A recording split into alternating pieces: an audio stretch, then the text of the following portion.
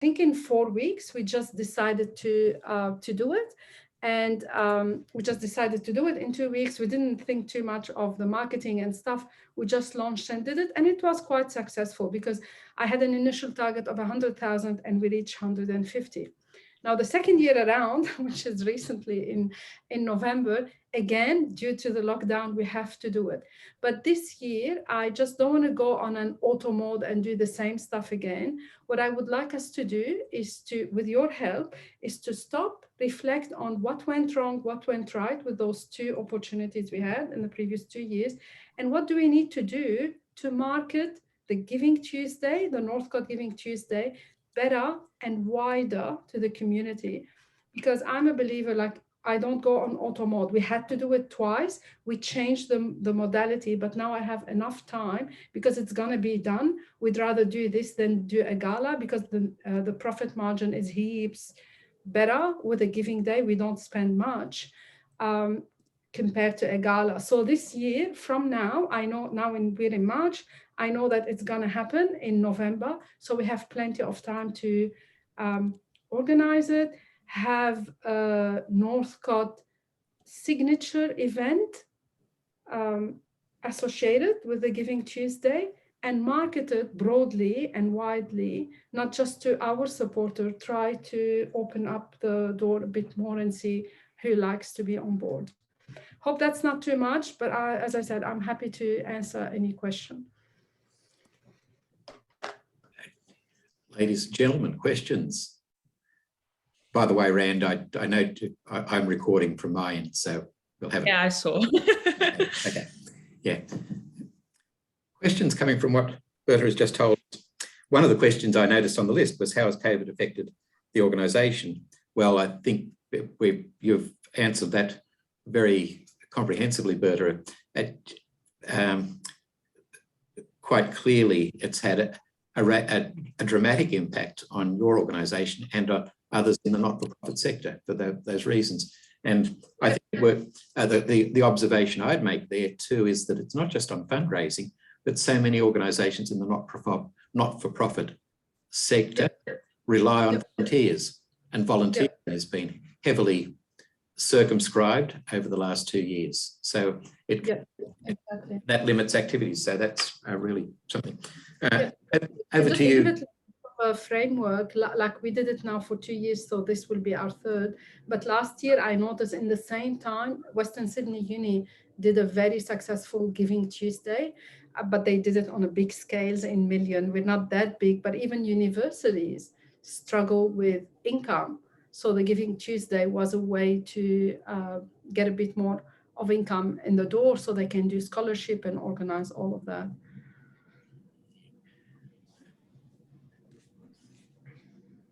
I just have a question with the Giving Tuesday. The locations of when you do these events, where are the locations that you are currently looking at? Yeah, great question. So the beauty of the Giving Tuesday, it's online. So the first one we did, we were all in the office and we invited staff and volunteers and everyone was in the office. But we also, Northcott is not just in Parramatta, we're all over New South Wales. So we invited other locations, Northcott location, to join in. So in a way, we're online. Anyone can do whatever they want to do with the event online. We also ask, for instance, our corporates to do a bit of a team building activity so they can do either where they're working online or from home to do something that could be related to that. So the location is not in a way relevant with this because it's all, the platform is online, so everyone can share the platform and do whatever they want and share it online. But the beauty, as I said, is that we can engage, which this is another, actually, that's a great point, because we did some emails and marketing and in the newsletter and asking other offices of Northcott to join. But for instance, I'll show you here, that's the only office here in Tamworth. They just, like I'm telling you, this is one office out of, I would say, at least 30. They all get the same information, but the people in Tamworth just went on, dressed up, and fundraised and start calling their local businesses in Tamworth, and they had a great day. And I always have to say we have to replicate the Tamworth example and make the Giving Tuesday something that is not only about the money, it's about team building, while either internally at Northcott within our staff or externally with our supporters and corporates. Why do you think the Tamworth exercise was so successful, Berta? I don't know. I met the manager. Like sometimes you say, oh, it's relationship. And I can say, oh, I have a good relationship with them. But my relationship with them soared afterward.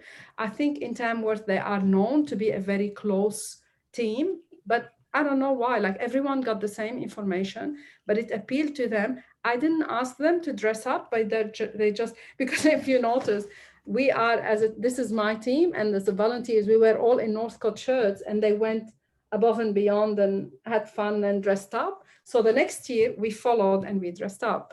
So it's just those little things where which is actually very interesting, because you send the same messages, but it's received differently by people. So having the beauty of a strong marketing plan will get us to build on a success like this and appeal to more teams. Questions, ladies and gentlemen?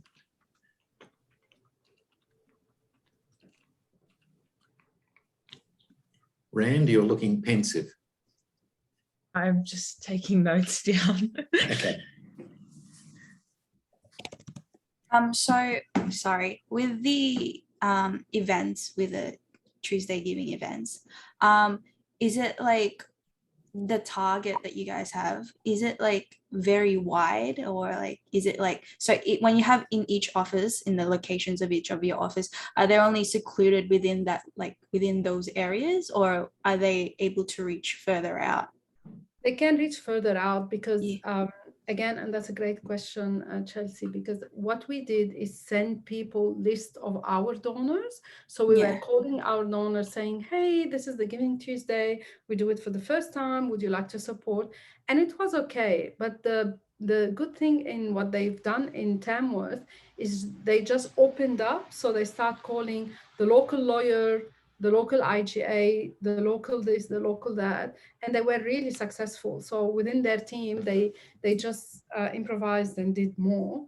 And this is an example, because also as other corporates, like people who support us as corporates, not as individual, some of them, they did like a team building activity online. It was quite restricted in what they could do because everyone was working from home.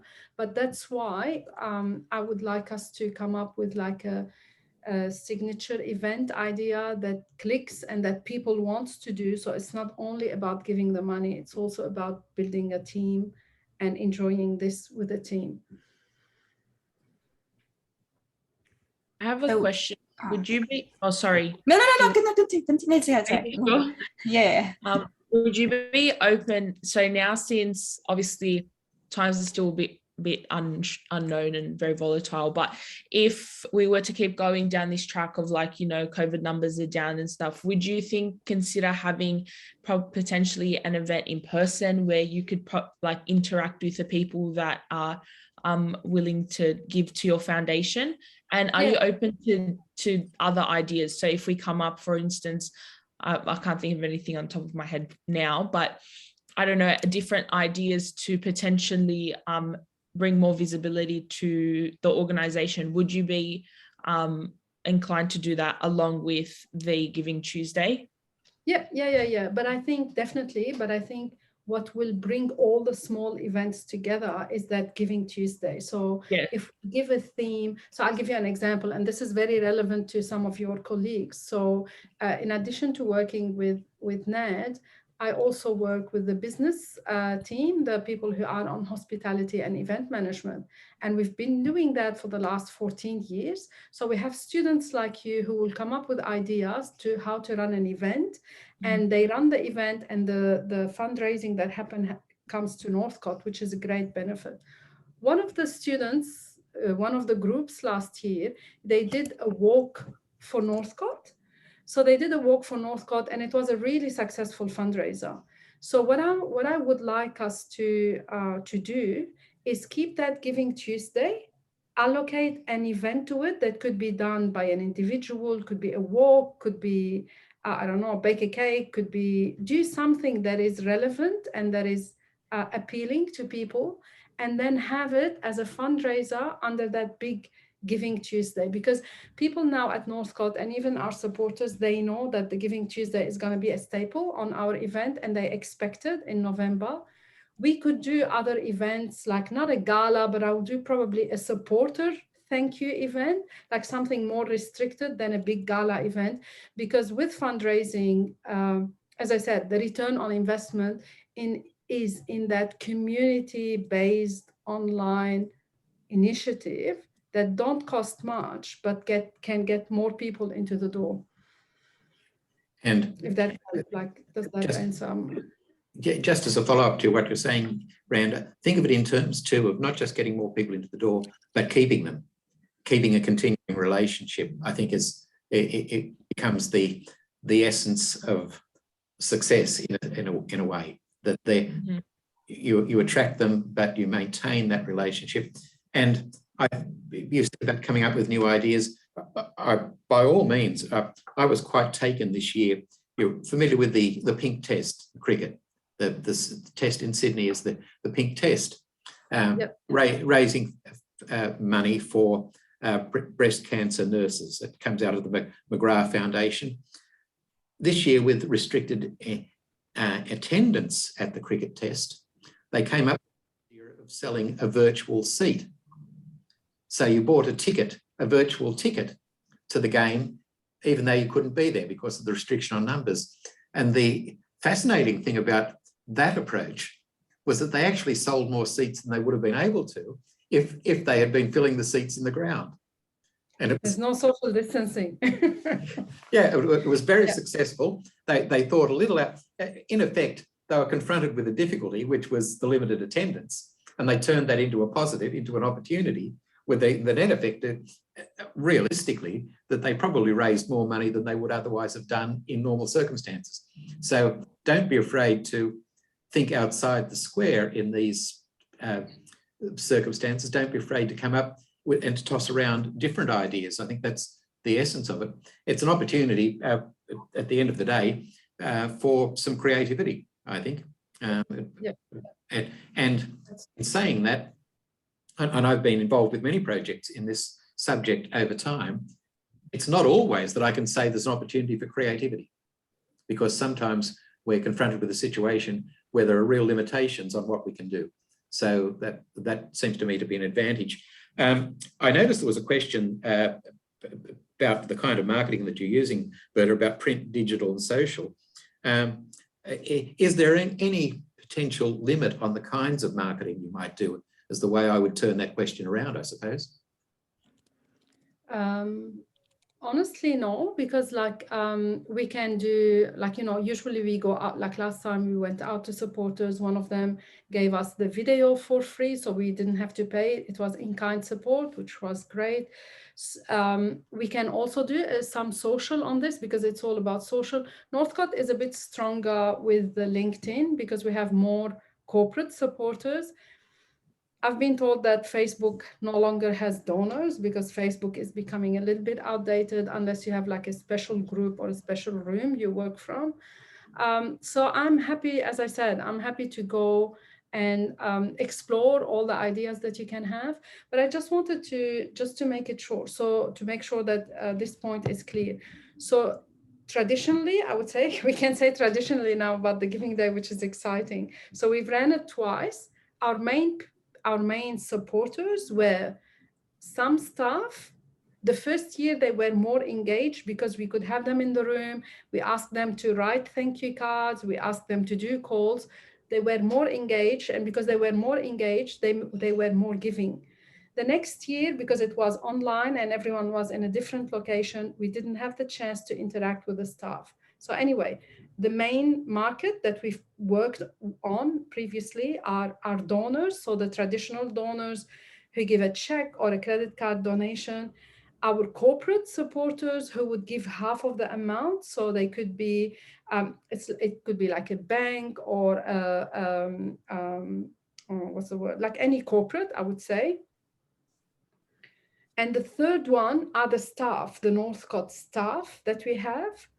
That we would like to appeal more to, because if we appeal to staff, I think this will be great, because we have more than 1,000 staff. If everyone will tell one friend, that would be fantastic. So have a strong base on how we're going to market it internally to staff as well. And the last thing is the social media and the online, and appealing to new donors, like doing what we call acquisition, like acquiring new donors through the online that could see a story or something that they haven't seen before and they engage with. So traditional donors, corporate donors, staff internally, and opening the door for new blood, for new donors. Yeah. Is there any real budget or limit at all to the marketing or like the operations of this marketing? We've been doing everything internally. I do have a little bit of budget, but I'm like, I'm a fundraiser for more than 20 years. If I need something, I'll make it happen, because we can ask supporters and Because you already stuff. got networks, yeah. Okay, so you already have people that do Like, stuff as I said, for free. Okay. Yeah, the videos on their own could cost around 10,000 to produce a couple of good videos and some ads for the Facebook. We got them for free last time. But this doesn't, our expense wasn't huge outside of our hours and the videos. We didn't, and the platform, we didn't spend much. So there could be an opportunity now to spend more on the lead time of calling people for Okay.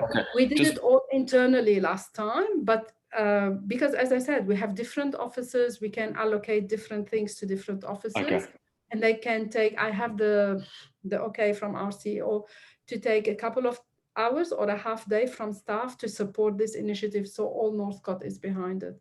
Okay, just a question. So when you call up the corporate people, what do they get back in return? Like, do they get back as in like corporate social responsibility? Yes. Yeah, exactly. As in they can promote you. They can promote your Northcote. Yep. And it will look good on their business and look good on your business as well, as in funds going to your account.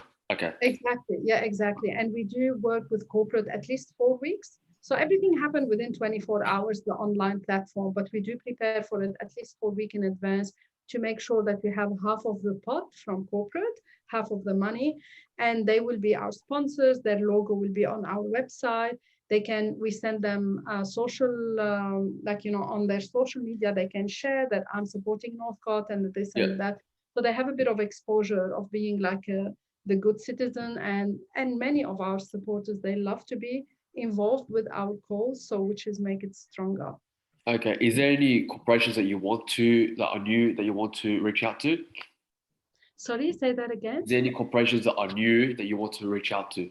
Oh, like yeah, definitely. Yeah, definitely. And I can, so what I will do, I can send you, so at the end of at the end of our impact report, so this is an impact report that I did last year for everyone. So at the end of it, like it's all online, but I don't know why I had it here, because I'm preparing the new one. That will really help us, So we can add, so we can probably list other companies which are not on that list and see what they can do. Definitely. I've got a copy of that in the office. Karina gave it to me. I can turn that into a PDF and send it to each of the students who are here today, and they can disseminate it to their groups. Yeah, definitely. And as I said, finding a way, because I know now it's all, let's do push-up, let's walk 10Ks, let's do this, let's do that. So the community fundraising to be successful has to have a signature event. We didn't have this yet at Northcott with the Giving Tuesday, because we did ask corporate, would you like to do this? And we gave them a couple of opportunities. But again, few jumped on. I think it's us, because we were not prepared enough and we didn't have clear strategy on what we want to do. But this time, again, we have plenty of time to sit down. So now I think next month, and this is what I mentioned to you, Ned, before. Next month, I'm going to do a bit of a round table with our main supporters, just to get their ideas, like we've done it already twice. What do you think we can improve? And just set the scene for what we're going to do in details in November. And we'll see how we go. If any of the students are interested to be part of that roundtable, that would be, I'll let you know the dates. Yeah. Could I, Marcelina, if you've touched on something there that always intrigues me, and I'll just throw this out as a question for you. Sorry, just because I'm a bit sick, that's why I turned off my camera. That's okay. Now, the question of what motivates people to donate to particular organisations is something that has always fascinated me. I'm throwing that over to you as a group of students working on this project to think about. It's not something I want to hear an answer about now, but it's something that I think you should consider. You've alluded to corporate social responsibility there in the case of corporations, Marcelino, but many years ago, in a previous life, I was for a brief time the public relations manager for Telstra in New South Wales. Okay. It's a job that I found interesting, but it wasn't a career I wanted to pursue, as you can see. Okay. What I found interesting, one of the things I found interesting in that role was the number of, well, Telstra being a big organisation, lots of organisations approached us for sponsorship and for donations and things like that. And while we had a budget for that, the question was always at the back of my mind, why should we give it to you rather than to someone else? And I looked, when I was in that role, for people who could make a case to me, whether it was a large organisation or a small organisation, looking for assistance, whether sponsorship or a donation or whatever. If they can, why should we sponsor you? Okay. Yeah. And I must admit there was a temptation to intrude the personal, to stop being the public relations manager for an organisation and to intrude my personal views about it, which I resisted doing. But I sometimes think that could occur, that this is an organisation that I like or that I have some empathy for, and that therefore I will donate to it. That not perhaps do it when you're spending the corporations. It should be a group effort. It should be a group effort for the corporation to do it, not just one person. Yeah, and it's something where if that I needed to be sure too that if we are donating to it and our name, our brand is going to be associated with it, that we're associating with something that is mutually compatible, that sits with our values, that both organisations in marketing terms or in branding terms will benefit from it, from the association. Culturally, we need to be compatible, and I think that's important. A downside of that, which I must admit, was that at that time we also sponsored a golf tournament, a professional golf tournament, and that was a disaster because people said, "Why are you donating money to a bunch of rich golfers?" It just made. It's true. Yeah. There were better things we could do without, and I think that only happened once, and the organisation decided that was not the way to go. We didn't want that. It was all the wrong look. So there are things like that. So I don't want you to resolve now, but I think you should consider, because that will underpin the kind of ideas that you might come up with that will assist Berta later in the year. Okay. Mm-hmm. I'd also mention, just while I think of it, guys, on views, there are a couple of reports. One of them, there might even be two, from Blue CHP, which is another not-for-profit organisation in a different sphere, but again, helping people in the disability sector, if I could call it that. And you might like to have a look at those reports at some stage during the semester, because it is within the same sector, if you like, and some of the things that are there. You've asked some questions too in the list that you forwarded through Karen about competitors. I don't know which group that came from, but when you talk about competitors, it seems to me that, well, I don't quite know what you mean by competitors. Was that about other organisations that might be competing, if we could put it that way, for the same? Other organisations which are also trying to take up the sponsorship. So how can Northcote outstand the other competitors?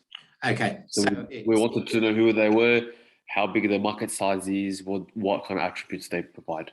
Yeah. Would you like to comment on that, Berta? Yeah. So I do get your point, Marcelino, but I think, and it is competitors, but I think in a way, just to flip it a little bit first, we don't compete with anyone at Northcott because we're here to meet the need of the people with disability. And I think by doing drop-in days and stuff like that, people will come and see if they would like to join the organization or not. But at the end of the day, if I am a parent of a child with a disability, I'll have to choose between Northcott and someone else. So the other people who could do similar things in the field could be cerebral palsy, could be I can't remember, Aruma, they changed from last year. I think they used to be called House Without Steps. So I would say mainly cerebral palsy and this organization. And these are the organizations that also do some fundraising to support their activities. So it's not like it's just purely government funded and they just do that. So I would say we're mainly with those two, but because Northcott has a wide range of services, so as I said, we support all ages and all abilities. So we also have housing for people who are 60 plus, and there are organizations who only do that, like DSA and disability housing and all of that. But I can put for you the top 5 and just so you can see their website maybe and see what they do. But in terms of fundraising and stuff like that, I think we're more closely similar to cerebral palsy, CPA. Okay. As you said, for housing, do you also provide to homeless? Yeah. They're not. Oh, I wouldn't say they are homeless. They're not homeless, but for like instance, they very could financially have. disadvantaged. Yeah, you could have someone who's 45 and who has, we don't want to get into the grim now, but they could have young onset of dementia. So even though they are 45, they start to have dementia. Sadly, with the current system, they have to stay in a hospital or in an aged care with someone who's 85. So what Northcott does is make sure that we work with these, and they could be younger, they could be 40 or 35 or whatever. So we work with them. So we put them in a group home with the same people age, similar age. So they can do their gardening or they can do this and they can do that. And it's all funded by Northcott, but they're not in a nursing home with a 95-year-old or in a hospital on a hospital bed because for themselves. I understand. Coincidentally, Marcelino, that conversation came up during the Blue CHP project. And my recollection is that one or other of the groups actually found, and it's now 3 or 4 years ago, that report, maybe 3 years ago, one or other of the groups actually was able to find how many people were in that category, how many young people were by default in aged care facilities because there was no alternative for them. And it will be in one of those reports if you're interested in pursuing it. But I do recall that because I was quite surprised to see the extent of that problem. It really was eye-opening. So that's something worth considering as well. Yep. Other questions? Just from that sheet that we did together, is there any failed marketing that you've done or failed fundraisers that you've done before?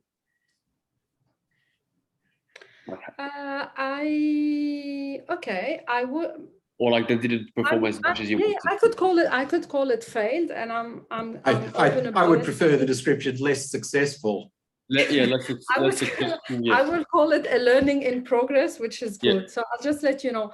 It's been now probably just under 3 years that I'm with Northcott. In March, April, next month, I'll be 3 years. So the first year that I started, we didn't have COVID, and there was a huge appetite to invest into face-to-face acquisition. So in summary, like you walk into a shopping center, someone will wave at you, hey, would you like to support Northcott? Would you like to get your credit card detail and sign people up?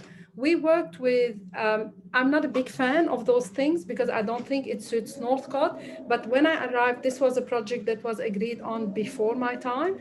So we just said, let's give it a go. Oh, can you hear the wind? Sorry, 1 second. It's scary, sorry. So with this project, so we went, I didn't go, but we subcontracted a company to be in shopping centers, in train stations, Also to do some door knocking, because in some suburbs it does happen that there is door knocking. And again, I'm talking 2 years ago, this is before COVID. So we did have some good amount of donors coming in. And then usually these donors will commit to support the organization for at least like 3-5 years. This is the commitment on whatever they sign. And for every donor that we sign, Northcott will pay some money. So it will be around, let's say, 1,000 or a couple of thousand to acquire a new donor, because you would know that they will have a regular gift every month deducted from their salary. So it's quite big.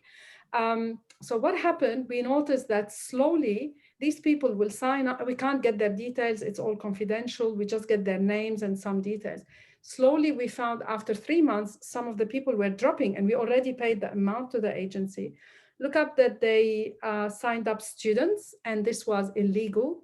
So they signed up students. They signed up people whose English is not their first language. So they will be a couple of years in the country. They wouldn't know what they're doing. Probably they signed up like in a way they didn't understand fully that this is a commitment for 3 years. They thought, oh yeah, Northcott, I'll support with $20. And then when they noticed the next month the $20 is deducted again, they called and they pulled themselves out. And we can't tell them no, because although they signed on a contract that they want to support Northcott, but they kept saying that we didn't understand that. So anyway, in summary, this was a kind of a failed attempt to get new donors in the door. The cost we had to pay for donors was really high compared to what we received. But at the end of the day, it was a learning for Northcott. And personally, for me, I believe Northcott is not ready yet to do face-to-face. Like we don't have an adoption program or something that could appeal to a big mass. We're local, we're in New South Wales, and this is the focus. So, and we don't have like merchandise or stuff for, I don't like, anyway, this type of acquisition of donors, of fundraising wasn't the best. As I said, it was a learning in progress, and then COVID hit, and you barely find anyone now in the mall asking Just you another to. question, just for myself, because I'm Yeah. trying to wrap my head around the Giving Tuesday. So the Giving Tuesday, an individual pays $5 for just to sign up as a donation, or is $5 minimum, or what's the going? No, they can have anything. They can do anything from $2 up. It's all online. So Yeah. it will be an online platform. We push a story. So last time we pushed the story of a young girl called Becky who likes baking, and we Yeah. pushed the story to support her to do her dreams, and but we use the story of Becky so people can empower more Beckys and more people like Beckys. So Okay. they will engage with the story, and once they engage, there's a target. And in a way, the exciting thing is that I'll tell you, hey, Marcellino, if you donate by lunchtime tomorrow, even if you give $10, it will be $20. If you give $30, it will be $60, because Okay. only in that amount of time we'll be able to get the similar amount from the corporate. They will match your Exactly, they'll match you. Okay. Yeah. And is for Giving Tuesday, is this in a contract as well for 3 years? No. It's an online thing. It happens once every year, and people will donate. And then during the year, whenever we have new donors who come, because I could find it, oh my God, that's really interesting, the video, and I could send it to my parents, to my friends, to my basketball team. If we have new donors, our job at Northcott is to collect the new donors, like see who they are, and start sending them slowly, like EDMs. Hey, this is a follow-up story. This is what's happening with Becky 2 months after. So just engage them slowly and ideally funnel them to donate. But their money is actually going to good use. Okay, great, understood. Okay, also another question. I don't know whether it's off track or not. Would you be able to partner up with other disability services? For example, like Exodus, that helps like the homeless and all that? Or it depends. It could confuse people, because usually, and again, I don't see it as a competition, but usually no, to work together. Yeah, like for instance, I donate to a research center, or I donate to someone, but it's not like two, because it get confused, the message. Okay. And also it get confused how the money was gonna be distributed after. And I think as disability sector, everyone's trying to do something online, and that's fine, because I believe at the end of the day, I never feel bad if someone rejects a donation or doesn't want to do a donation, because if I believe I'm doing my work right and I'm telling the right stories, someone will be engaged. My role, and I think this is how sometimes they ask me, what's the difference between fundraising and marketing? Like, or selling? I don't sell. I tell you a good story, and I tell you a story, not a story. When I say a story, the story of, like, now I'm writing about a young adult who's Ben. His name is Ben. I just interviewed him. We did the video. That's why I wanted to finish everything by 2 p.m. today. And I believe that, if Ben wasn't supported by Northcott, he wouldn't be able to start doing his L's at 23. Like, he has anxiety, he has lots of issues. But despite all of that, and with Northcott's support, he was able to get to decide to do an L. This is a big thing. Could be a normal thing for a 16-year-old, but it's a huge achievement for Ben. So whenever I'm telling you the good story, I know and I believe people will engage with this, but it could be not relevant.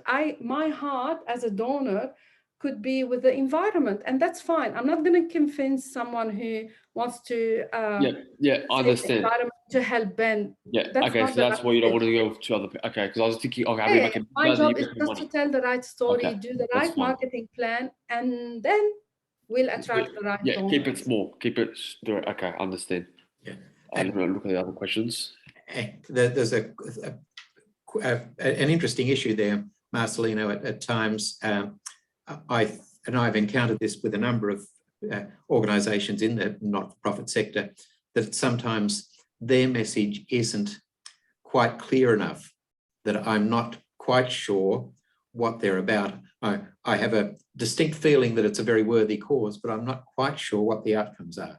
And what Berta has described really gets to the heart of that this is an outcome. And I must say, I get the kind of newsletters that Berta's talking about from a number of organisations that I donate regularly to. And my comment as a marketer would be that the quality is quite uneven. At times, I read it and it really strikes a chord with me. At other times, I've read something and thought, like, it's whatever. Whatever. No, and that does concern me, because someone's put an effort into it without achieving the outcome that they're looking for. So it's something you can consider. There are a couple of people who haven't asked any questions or haven't engaged. Do you have? Sahar, you're looking pensive as you were at the outset, but. No, I was going to ask about the marketing, like the competitors that the Northcott has, but the other person asked the question. We've covered that area fairly. I just have a question. Sorry. Yes, Jessica.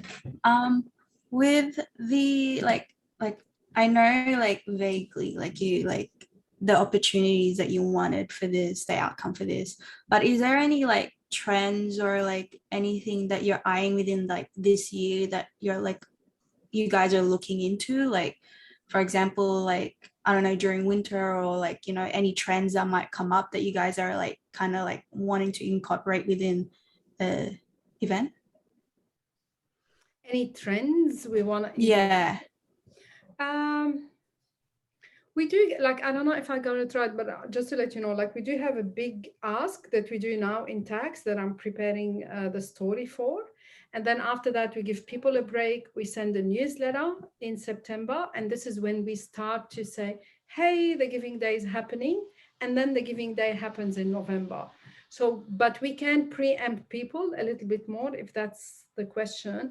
But usually the ask around tax is different than the ask around the Giving Day, but we do associate the Giving Day with the appeal we do on Christmas as well. So it's to put them both together, but nothing different. Okay. But it doesn't exclude to organize people early enough for them to engage in activity. So we can ask corporates to do this or that, or get engaged in something even before the Giving Day on Tuesday. Does that answer your question? Yeah. I just wanted to know, because like I know there are like, you know, especially with COVID, there's like new trends with online and everything, like, you know, with the story with like the cricket thing, like, you know, they're doing like, that's a thing, like now that they're doing, like, it's not just cricket, but there's a lot of like, you know, visual seatings that people do. So becoming like a thing. So like, I just thought maybe like there are trends that you guys are eyeing that like, that you want to incorporate. Yeah, I think like, you know, it's just until Ned called me last week and he said, what do you want to do? And I said, yes, the giving day. Like, I'm conscious it's the beginning of the year, but I'm also, what I know for this year is that we will do the giving day. So I want to prepare for it as early as possible. Yeah. As I said, first year we just jumped in. Last year we were called last minute. So now we have more time to think about it and see what could be done better. But I just have one small comment, because the competitor is coming back again. What I would like you to think is, again, to flip it on its side and don't think about who is Northcott competitor. Think more about who are the corporates who could be drawn to Northcott, who could be attracted to Northcott, rather than who's our competitor. Because as I said, I don't believe that Northcott is competing in the market. I believe, at least in terms of fundraising, probably we have other programs we really want to have clients coming and attending, that's fine. But I'm talking from the fundraising angle. We don't compete with someone else, because I know from all the donors that I call to thank, sometimes they receive so many emails, like 5 emails. Some older people, like, you know, 70 plus, who could be your grandparents' age, they receive at least 10 stories on tax time, and they choose to give to 2 or 3. So there's no competition. I don't see any competition from the donor side.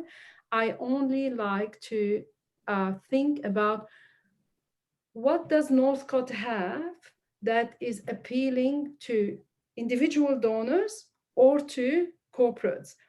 Another example, we have a lot of base, like, you know, because Northcott started as a school, and 5, what they called long time ago, crippled children. We don't use that term anymore. No one's crippled, but it started with door knocking and with 5 families wanting to have a better school and a better education for their children who are crippled, who are in wheelchair because of the polio epidemic. So,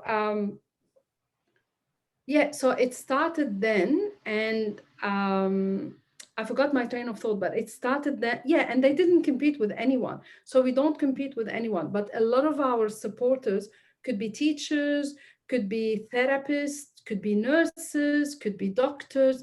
So someone who understands the disability and understand what it is, or simply someone whose friend or neighbor got supported by Northcott and they really think, oh my God, that's a good brand and they do a good job.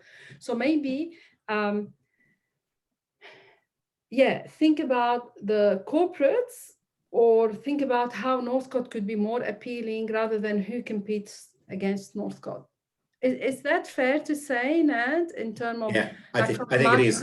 Yeah, and as someone who's in that demographic you just described, Berta, I have to reinforce that comment. Around about tax time, I'll get some nights 2 or 3 calls asking for donations, and I know it's tax time. It reminds me, because it's in that period in June when people are asking for it, and I've been in the situation of having to say to people in exasperation, I know your cause is a very worthy one, but there are only so many I can donate to. Exactly. It's finite, and I guess there'd be many people who could replicate that experience. Yes. Yeah, and that's something to bear in mind. We are also creatures of habit, I think. Once we start that relationship, then it's easier to maintain it than to start new relationships, in a sense. So it becomes important to establish and to reinforce the relationship. And once that occurs, I think the fundraising endeavour then becomes easier with those donors, and that's something I'd like everyone to consider. I think we've covered most of the things that were raised in those questions. A couple, just as like for the Northcott for the company, what are their strengths and weaknesses? Like just the internal strengths and weaknesses. So if you could answer that question. I know your strengths are networking and you're able to able to deal with many corporates and individuals, and there's already like a strong basis. But what would be the weaknesses of Northcott? I would rather say the weakness, like again, I would rather talk from the fundraising point of view. Yes, yes. I think the work in progress will be to engage more with the online donors and the online community and make it easier for the online donors to find us. This is, I wouldn't call it a weakness, it's a work in progress, because just recently, before my time, we had when I started, we had a normal website, you can do a normal donation. Now I've introduced a new platform that's tailored to fundraising so we can attract more of the online. So I think the work in progress within the fundraising at Northcott is attracting and being more appealing to online donors. That's what I would say. The strong thing with our Northcott fundraising is loyalty. Like yesterday, I talked to a donor. She's been donating to us. Like she's not that old, but she's been I shouldn't say these words, sorry. But she's been donating to us for 30 years in a row, $25 every month. Like if you think about it, $25 is not a lot.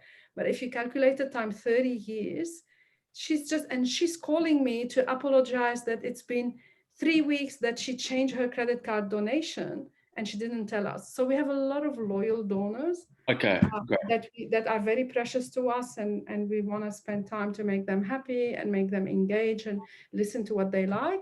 The work in progress is to attract more online, because it's new to you.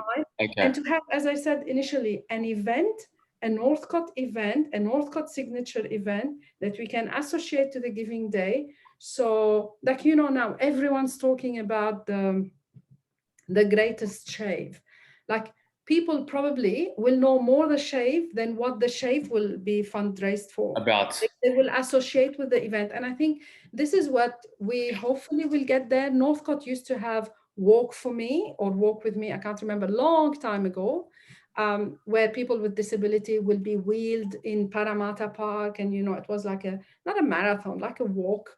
And but ever since, we don't have this signature event. So as I said, Red Nose Day, there are a lot of events. Are You Okay Day? We know what it is for. Okay. You know what I mean? Like that's what I'm saying. So you want something to make Northcott stand out? Okay. Yes. Yeah. What could be? It's very difficult to figure out. I know. Understand. Yeah. What could be exciting for that? Yeah. For Northcott to what could be an event that could appeal? What is an event that could be appealing to Northcott community and to new donors?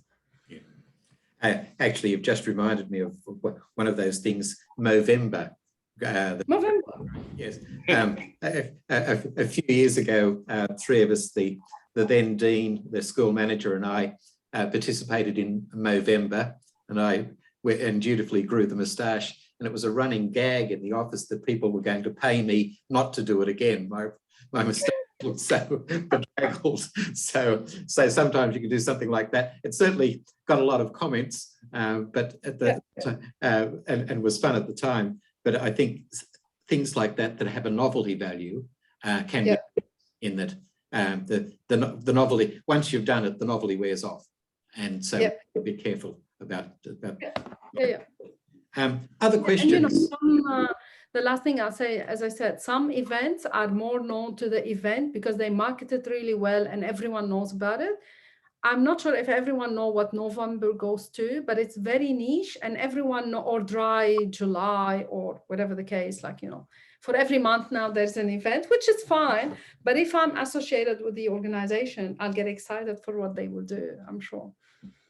Yep. Other questions, folks? Other issues? Reading the paper. Last minute. I just want to go over what your goal is for the end of this project. It's just to build more of the awareness to the for more donors to come in. Is that right? Yeah, to build awareness for more donors, for new donors, to build awareness internally with Northcott staff and get them excited, and to improve on what we're already doing with our current supporters, but to market in a way the event online better and find new markets for it who could be interested in supporting Northcott Giving Tuesday. And this event's in November. Yep. Okay. It's the Giving Tuesday is the first, sorry, not November. It could be in November. Giving Tuesday is the first Tuesday after the Thanksgiving in the state. Yeah. Last year it was the 30th of November. So it could be the 30th of November, 1st of December, 2nd of November. Great. Just don't make it Melbourne Cup Day in early November. That kind of. Yeah, no. No, it's toward the end. Actually, I had the date, but now it ran out of my Okay, we can sort through that anyway. Okay, guys, other issues? If not, I'm going to wrap it up. We're just at about an hour, and this is my third Zoom session for the day, and I only have one more. I'm living my life looking at a small screen, I'm finding these days, but there you go. What I will do is I will photocopy and turn into a PDF that page from your report, and I'll send it to the students, and I'll cross paths with Karen just to bring her up to date on this. We are recording it, and I'll get the recording to Karen Rand, and we'll work from there. I'll leave it in her hands as we go further forward. I think we have more than enough to work with, Berta. I'm really. Yeah. And I'll share a couple of links and a couple of videos from our website in one email, just so it's easier for you to share across your teams, and they can understand a little bit what we do and a little bit happening on the Giving Tuesday. Okay, well, if you were to just forward those to me, I can disseminate from there. That would be good. Yeah, that's excellent. Okay, well, thank you very much for that, Berta. That's been really helpful. I think this is going to be quite an interesting project, and one that provides an opportunity for some significant creativity on the part of the team. So we'll see how we go. Okay, excellent, guys. And can I just check? So this is the third year in marketing. So most of the students are in their third or final year. Yes, that's right. Yeah. Yeah, so yes, this is a subject that students do in their final semester of the 3-year marketing. Yeah. Okay. Okay. Guys, I'm going to leave it there. Thank you, one and all, and we'll. All right. Thank you so much. Thanks, everyone. And good luck. Take care. Thank you. Bye-bye. Bye.